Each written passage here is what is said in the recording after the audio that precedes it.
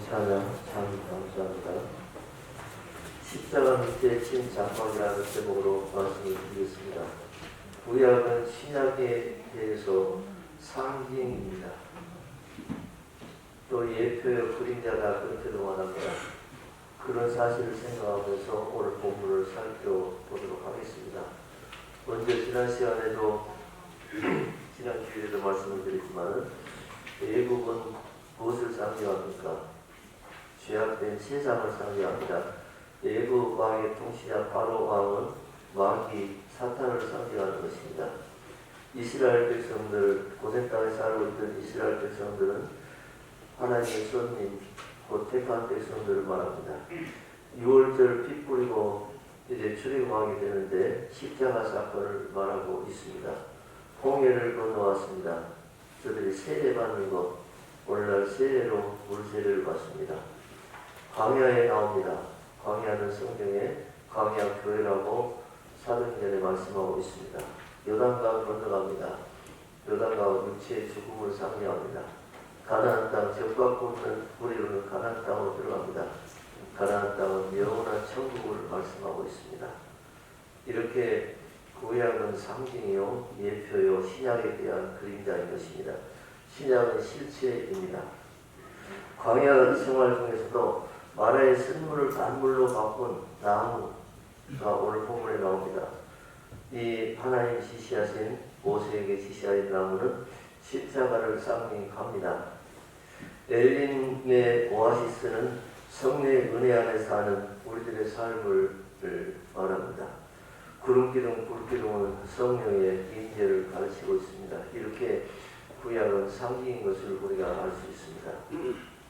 애굽에서 나와 홍해를 건넌 이스라엘 백성들은 수르 광야를 지날 때 3일 동안 물을 얻지 못했습니다. 오늘 본문입니다. 마라에 이르러서는 한 샘을 발견하긴 했지만 물이 써서 마실 수가 없었습니다. 그때 모세가 하나님께서 지시하신 나무를 물에 던지자 마라의 쓴 물이 단물로 변해서 백성들은 몸가름을 해결할 수 있었습니다. 오늘 우리 인생들이 마라의 쓴물같이 이제 우리를 고통스럽게 하는 세상이 주는 쓴물을 대하며 살게 되는 것입니다. 곧 인생에 찾아오는 온갖 슬픔과 근심과 고통과 죽음 등은 모든 이제 우리 인생을 괴롭게 하는 쓴물들입니다. 이런 것들은 우리의 영육을 고통스럽게 하는 인생의 쓴물들인 것입니다. 이런 고통의 쓴물을 달고 시원한 단물로 쓸 수 있는 정말 시원한 생수로 바꿔주시는 분이 바로 십자가에 달리신 예수님이십니다. 하나님께서 모세에게 가르쳐 주신 지시하신 한 나무, 곧 하나님께서 지시하신 나무를 쓴물 가운데 던져 넣은 것입니다. 이 나무가 쓴물을 단물로 바꿔놓은 기적을 행했습니다. 이는 나무, 그 십자가에 달리신 예수 그리스도를 말씀하고 있습니다. 갈라디아 3장에 있는 말씀 보니까 그러므로 믿음으로 말미암은 자는 믿음이 있는 아브라함과 함께 복을 받느니라. 물은 율법 행위에 속한 자들은 저주 아래 있나니 기록된 바 누구든지 율법책에 기록된 자는 모든 일을 항상 행하지 아니하는 자는 저주 아래 있는 자라 하였습니다. 아담의 후손된 우리 모든 사람들은 하나님께서 주신 율법을 따라서 다 살아갈 수가 없는 것입니다. 100가지를 잘하다 한 가지를 못해도 다 죄인들이 되는 것입니다. 그러므로 율법의 기준으로 보면은 모두가 다 저주 아래에 있는 그런 사람들이 되는 것입니다. 그 말씀을 지금 갈라디아 3장의 사도 바울을 통해서 말씀하고 있습니다. 또 하나님 앞에서 아무도 율법으로 말미암아 의롭게 되지 못할 것이 분명하니 이는 의인은 믿음으로 살리라 하였습니다. 율법을 지켜야 되지만 율법을 다 지킬 수 없어서 모두가 저주 아래 있는데 그들이 살 길이 없기 때문에 율법으로는 안 되고 믿음으로 산다고 말씀하고 있습니다. 그리스도께서 우리를 위하여 저주를 받은 바 되사 우리가 받아야 될 저주를 예수님이 대신 받으셨습니다. 이 사실을 믿음으로 우리가 산다, 그렇게 말씀하고 있는 것입니다. 저주를 받은 바 되사 율법의 저주에서 우리를 속량하셨으니, 율법의 저주 아래 있는 우리를 십자가를 통해서 예수님이 십자가에서 대신 죄의 형벌을 받으심으로 모든 저주를 다 이제 씻어버리시고 없애버리신 것입니다. 그러므로 율법의 저주에서 우리를 속량하셨으니라고 말씀하고 있습니다. 이어서 바울은 말합니다. 기록된 바 나무에 달린 자마다 저주 아래에 있는 자라 하였습니다. 누가 나무에 달렸습니까? 누가 십자가에 달렸습니까? 예수님이 십자가에 달리셨습니다. 그러므로 이 십자가에 달린, 나무에 달린 자가 저주 아래 있는 자라, 저주를 예수님이 다 받아버리셨습니다. 누가 받을 저주입니까? 우리가 받을 저주, 우리가 율법을 지키지 못해서 받을 저주를 예수님이 다 받아버리신 것입니다. 형제들아, 내가 사람의 예대로 말하노니 사람의 언약이라도 정한 후에는 아무도 패하거나 더하거나 하지 못하니라. 사람들도 약속을 지키는데 하나님께서 그렇게 하시겠다고 하셨으니 그 언약을 하나님이 반드시 지키신다는 것이고, 그대로 믿으면 믿는 대로 된다고 하신 말씀을 하시는 것입니다. 사랑하는 성도 여러분, 예수님의 십자가가 쓴물 같은 우리 인생을 단물 같은 인생으로 바꿔주시는 것입니다. 이유인즉 모든 저주를 십자가에서 주님이 대신 다 받으셨기 때문입니다. 이 사실을 우리가 확실히 마음으로 믿고 입으로 시인해야 되는 것입니다. 여러분, 마음으로 믿는 것입니다. 늘 요즘 드릴 말씀입니다만, 이렇게 하면 딱 우리가 이제 정리가 잘 돼요. 무엇입니까? 4차원, 3차원 그 세계에 대해서 정리를 하면 아주 믿음에 유익합니다. 물질 세계는 3차원의 세계입니다. 우리는 보이는 것만 늘 중요하게 생각합니다. 그러나 보이는 것은 보이지 않는 것에 의해서 움직여지는 것을 알 수 있습니다. 우리의 마음과 생각이 어떠냐에 따라서 우리의 몸이 움직여지는 것입니다. 우리의 행동이 드러나게 되는 것이죠. 그렇기 때문에 중요한 것은 이제 정신이요, 그리고 우리의 마음인 것입니다. 또 4차원의 세계에서는 이렇게 정신세계 뿐만 아니라 하나님은 영이시니 영적 세계, 영적 세계는 하나님이 계시고 또 성령님이 계십니다. 우리 주님이 계시는 것입니다. 뿐만 아니라 악한 영이 있습니다. 귀신이 있는 것입니다. 그렇기 때문에 우리는 4차원의 세계를 우리가 잘 이해하는 것이 매우 중요합니다. 우리 눈에 하나님 보이지 않습니다. 귀신도 보이지 않습니다. 우리 마음도 보이지 않습니다. 우리의 생각도 보이지 않습니다. 그럼에도 불구하고 우리가 어떤 생각을 갖고 어떤 사상을 가지고 어떤 이제 믿음을 가지고 사느냐 그렇지 않느냐에 따라서 우리의 행동과 습관이 달라지고 우리의 삶과 운명이 달라지는 것입니다. 그렇기 때문에 4차원의 세계를 아는 것이 굉장히 중요한 것이죠. 여러분, 하나님이 기뻐하시는 생각을 늘 해야 되는 것입니다. 그러면 성령님이 기뻐하시고 춤추듯이 역사하시면서 성령님이 본능으로 우리와 함께 하시고 우리를 인도해 주십니다. 그러므로 치유의 역사가 일어나고 건강하고 행복하게 우리가 날마다 하나님 베푸신 은혜를 누리며 살게 되는 것입니다. 그러나 우리가 하나님이 기뻐하시는 생각이 아니라 마귀가 좋아할 생각만 하고 살면 어떻게 되겠습니까? 마귀라는 놈이 춤추는 것입니다. 이거 다 4차원의 세계에서 이루어지는 것이에요.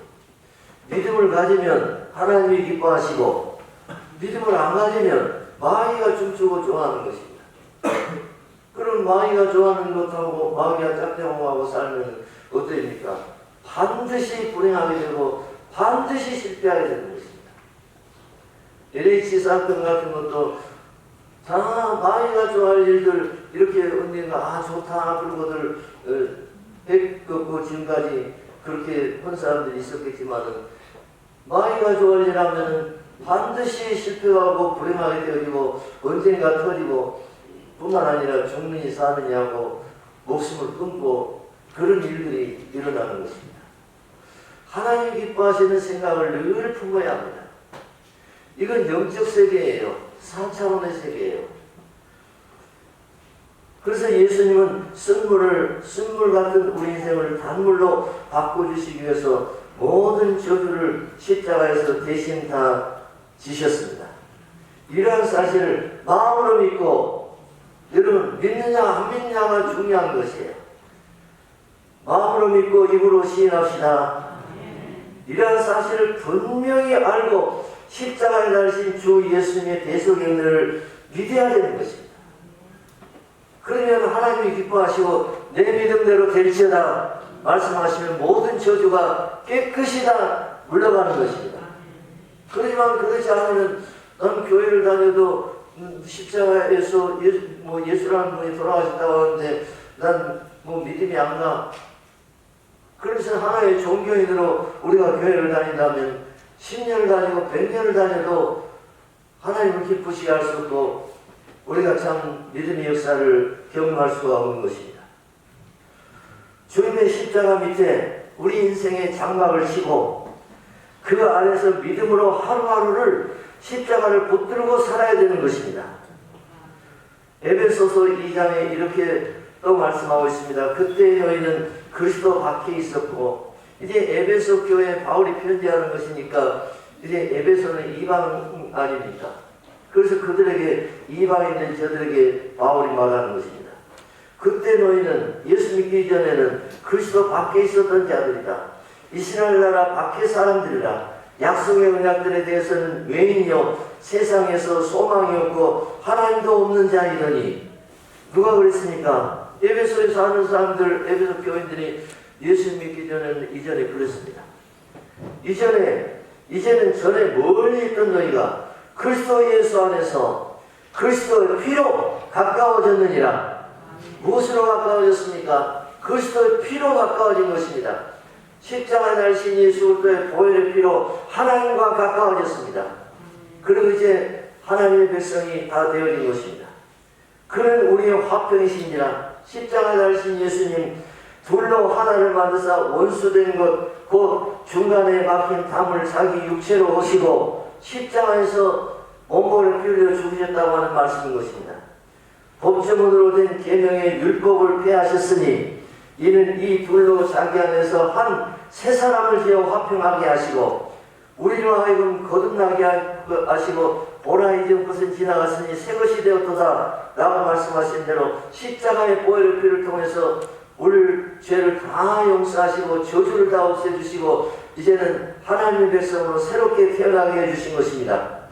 또 십자가로 이 둘을 한 몸으로 하나님과 화목하게 하려 하심이라. 원수된 것을 십자가로 소멸하시고 이제는 하나님과 화목한 자들이 되어졌습니다. 무엇으로요? 십자가로 원수된 것을 소멸해버리셨어요. 없애버리셨어요. 하나님과 우리 사이에 막힌 담을 완전히 제거해버리셨어요. 그래서 십자가를 붙들고 나갈 때 어떻게 됩니까? 하나님과 화목을 이루게 되고 뿐만 아니라 하나님의 자녀된 권세를 누리며 살게 되는 것입니다.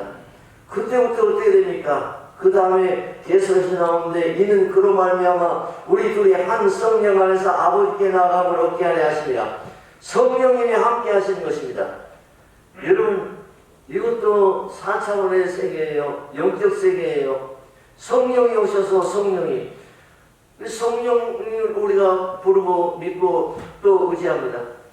그런데 악령을 또 생각을 해야 되는 것입니다. 성령이 아니면 악령에 이끌려 살게 됩니다. 다윗은 성령에 이끌리는 사람이었어요. 그렇지만 사울이 보면 악령이 시기심을 그에게 불러일으키고 악령을 따라 가까이 하며 살다가 패망하는 그런 사람이 되고 만 것입니다. 다윗은 성령에 이끌림을 받아 사니까 어떤 어려움과 난과 있을지라도 하나님 의지하고 바라보면서 믿고 의지하고 나아갔습니다. 그랬더니 하나님께서 그를 높이 들어서 예수 그리스도의 조상이 되게 하시고 이스라엘 역사의 가장 위대한 임금이 되게 해주신 것입니다. 우리가 예수를 믿으면 십자가에 달리신 피 흘려주신 예수 그리스도를 믿는다 안 믿는다? 그것을 우리가 믿음 있는지 없는지 어떻게 알 수 있습니까? 진실로 믿는 사람은 저주가 이미 없어졌고 뿐만 아니라 주의 영 성령님이 오셔서 함께 하시는 것입니다. 그러므로 예수 그리스도의 십자가, 예수 그리스도, 그러면 반드시 성령이 따라오는 것입니다. 성령은 하나님의 구원 역사, 예수 그리스도를 통한 구원 역사를 우리들 가운데서 확증해 주시고 보증해 주시는 분이십니다. 예수님의 십자가 사건은 2000년 전에 있는 사건이지만 성령은 지금 여기 와 계시는 것입니다. 그래서 우리들 하여금 믿음을 다하게 하시고 진리 가운데로 인도하시며 성령이 함께 하신 증거를 날로 나타내 보여주시는 것입니다. 우리에게 참 평안을 주시고 소망을 주시고 사랑의 은사를 주신 분이 누구십니까? 보혜사 성령님이신 것입니다. 우리가 믿음으로 살아갈 수 있도록 우리를 늘 도와주시고 이끌어 주신 분이 성령님이십니다. 이렇게 이제는 한 성령 안에서 아버지께 나옴을 얻게 하려 하시니라. 원수된 것을 십자가로 소멸하시고 그리고 이제 성령님이 오셔서 우리와 함께 계신다고 하는 말씀인 것입니다. 그러므로 이제부터 너희는, 에베소 교인들에게 바울이 말합니다. 예수님 믿고 구원받고 하나님의 백성된 너희는 이제부터는 외인도 아니요 나그네도 아니요 오직 성도들과 동일한 시민이요 하나님의 권속이라. 이제 하나님에 대해서 함께 밥을 먹고 식사를 하고 사는 그런 가족이 되었다고 하는 말씀인 것입니다. 그래서 하나님은 우리의 무엇입니까? 그냥 형식적인 아버지가 아니라 실제로 우리의 아버지가 되시고 우리는 하나님의 자녀들이 되어서 늘 자녀된 권세를 누리고 하나님의 은혜와 사랑 가운데 살게 되는 것입니다. 십자가의 보혈의 피가 무엇이요? 십자가의 보혈의 피가, 예수님이 흘리신 보혈의 피가 이렇게 만들어주신 것입니다. 우리의 운명을 바꾸신 것입니다. 무엇입니까? 이제 말씀드린 대로 에베소 교인들의 전에는 외인이요 세상에서 소망이 없고 하나님도 없던 자들이었는데 이제는 그리스도의 피로 가까워지고 하나님과 화목을 이루고 이제는 하나님의 백성들이 되어진 것입니다. 그러자 성령님이 오셔서 함께 하시는데 이제는 너희는 외인도 아니고 나그네도 아니고 오직 성도들과 동일한 천국 시민이고 하나님의 권속이 되었다. 그렇게 말씀하고 있습니다. 무엇으로요? 십자가의 보혈의 피가 그렇게 만들어주신 것입니다.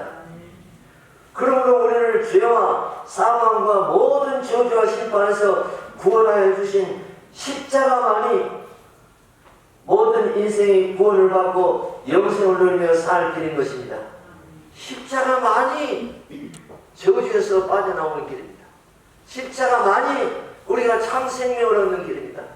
십자가만이 영원한 생명이 되시는 하나님께 나아가고 하나님의 권속으로 접붙임 바 되어지고 포나무 위에서 본다면 하나님과 이제 접붙임을 받는 그런 성도가 되어지는 것입니다.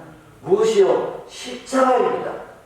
그렇기 때문에 십자가로는 꿈에도 잊지 말아야 되는 것입니다.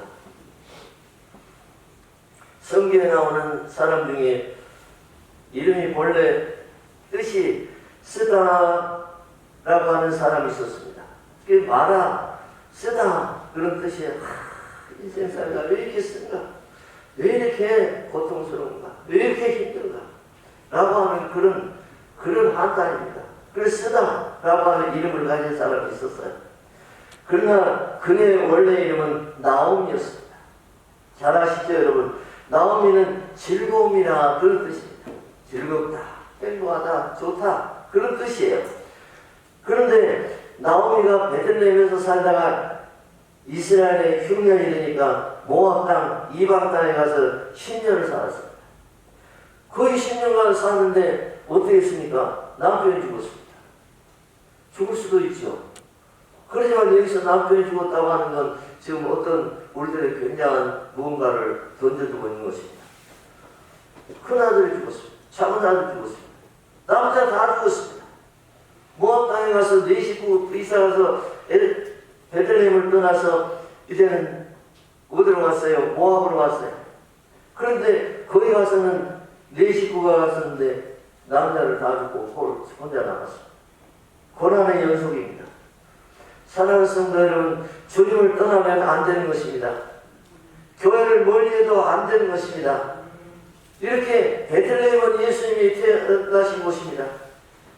여러분, 예수님을 멀리하면 안 되는 것입니다. 예수님과 가까이 해야만 합니다. 살 길이 거기 있습니다. 우리가 예수님과 멀어지면 가만히 한 중간에 좀 있으면 괜찮다, 그렇게 생각할 수 있어요. 하나님 제발 저 좀 성가시지 말고 교회에서 뭐 해라 그러지 말고 좀 가만히 좀 있고 싶어요. 가만히 있으면은 좋아요. 그러지만 마귀라는 놈이 가만히 안 둬요. 하나님과 멀어지면 마귀가 가까워져요. 교회와 멀어지면 세상과 가까워지는 것입니다. 천국과 멀어지면 지옥과 가까워져요. 여러분, 중간지대는 없는 것이에요. 이 사실을 확실히 우리가 알아야 되는 것입니다. 교회에서 우리들에게 맡겨주신 일은 하나님과 가까이 하기 위해서 일들을 맡겨드리는 것입니다.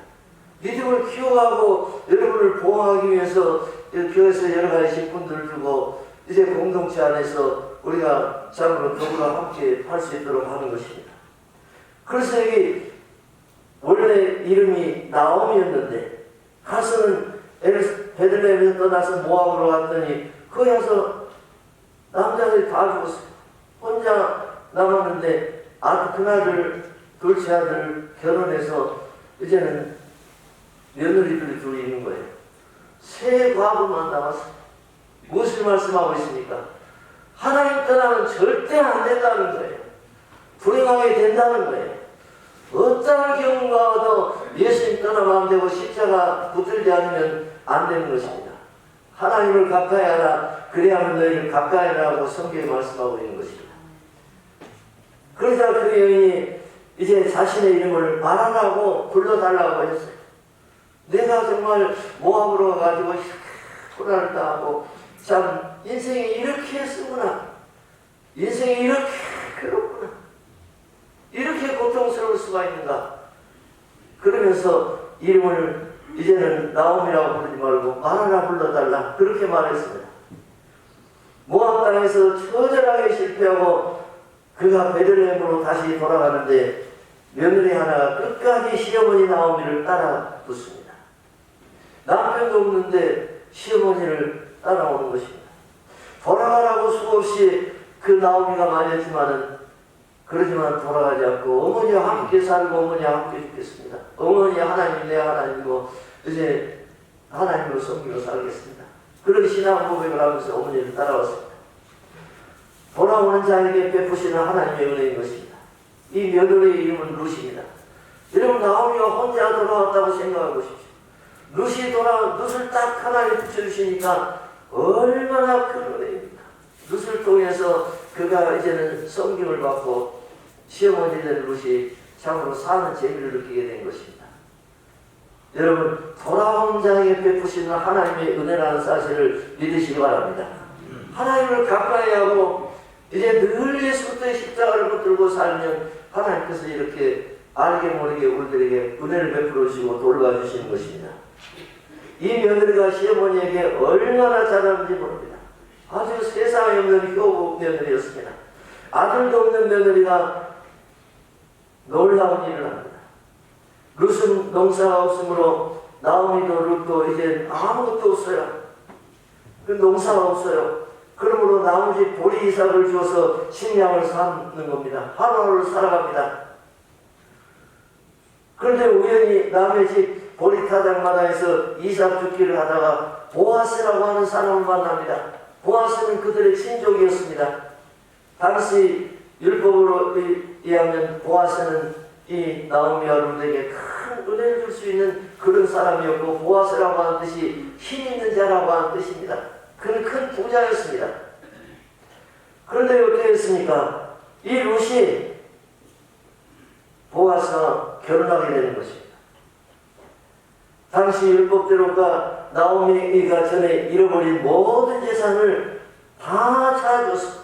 보아스가 이제는 모든 나오미가 잃어버렸던 그 남편에게 물려줘야 되는 그런 그 재산들을 다 보아스가 찾아줬습니다.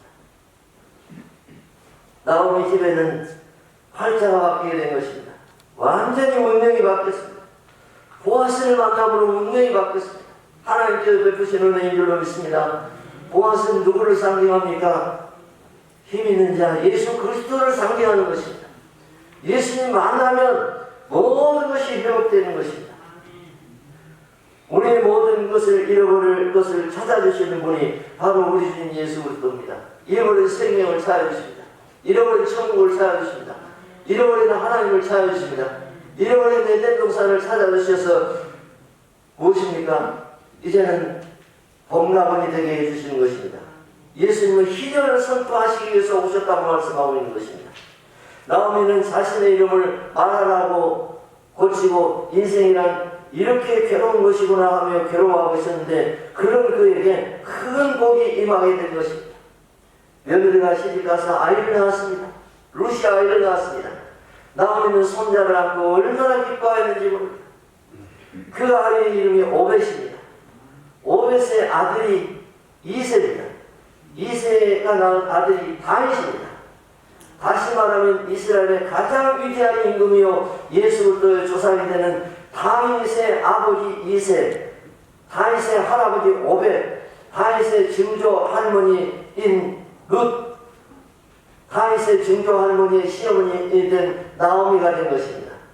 이스라엘의 성군 다윗의 그 영광스러운 가문에 나오미의 며느리가 되어지고 나오미가 그 영광의 자리에 함께 하게 된 것입니다.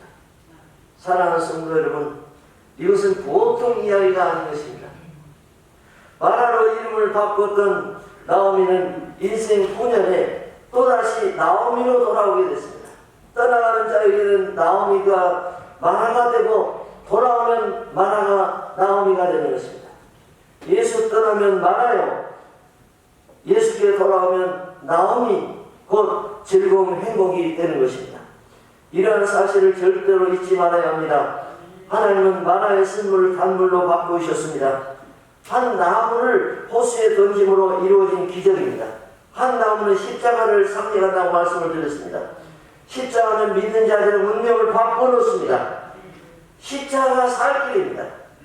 마라의 쓴물을 단물로 바꾸시고 하나님께서는 이스라엘에게 나는 너희를 치료한 여호와라고 말씀하시며 이제는 당신을 계시하십니다. 여러분, 마라라고 하는 그 지역 이름과 함께 나오미를 우리가 연관해서 생각해 볼 수 있어요. 나오미, 내 이름은 마라라. 쓴물이었어요. 근데 어떻게 했어요? 돌아왔어요. 보아스를 만났어요. 이제는 단물 되어졌어요. 운명이 바뀌었어요. 그래서 나오미가 되어졌어요. 즐겁고 행복한 사람이 되어졌어요. 그런데 이런 마라의 쓴물을 단물로 나무를 놈으로 바꾸신 하나님께서 저들에게 말씀하십니다. 나는 너희를 치료하는 여호와다 하십니다. 사랑하는 성도 여러분, 쓴물을 단물로 바꾸시는 기적을 나타내시고 나는 너희를 치료한 여호와다. 그러니 이제부터 내 계명과 율례를 따라 내 백성답게 살아가라고 말씀하시는 것입니다. 치료의 하나님은 다시 말하면 고치시는 하나님이십니다. 여러분, 마라의 사건을 통해서 마라 쓴물을 내가 단물로 바꾸는 하나님이다 라고 말씀하십니다. 그런데 오직 나무를 통해서다, 십자가를 통해서다, 십자가에 열리신 예수 그리스도의 보혈을 통해서 너희들이 구원받고 모든 저주가 물러가면 너희 인생이 달라질 것이라고 주님이 말씀하신 것입니다. 치료하는 여호와라고 하는 말씀을 깊이 연구해 보면은 고치시는 하나님이라고 그런 뜻입니다. 병을 건강으로 고치시는 하나님이십니다. 고장난 것을 온전하도록 고치시는 하나님이십니다. 무엇보다도 우리 운명과 인생을 온전하도록 고치시는 하나님이신 것입니다. 연약함을 강건함으로, 불안을 평안으로, 가난을 부요함으로, 원망불평을 감사와 찬양으로, 황자를 성자로, 쓸모없는 자를 쓸모 있는 자로, 죄인을 의인으로, 망에 속한 자를 하나님의 백성으로, 멸시받는 자로, 정귀한 자로 바꿔주시는 것입니다. 이 치료하신 하나님, 바꿔주시는 하나님, 회복시키시는 하나님이신 것입니다. 저주를 축복으로 바꿔주십니다. 심판을 구원으로 바꾸십니다. 시험을 천국으로, 두려움을 강하고 담대함으로 우리의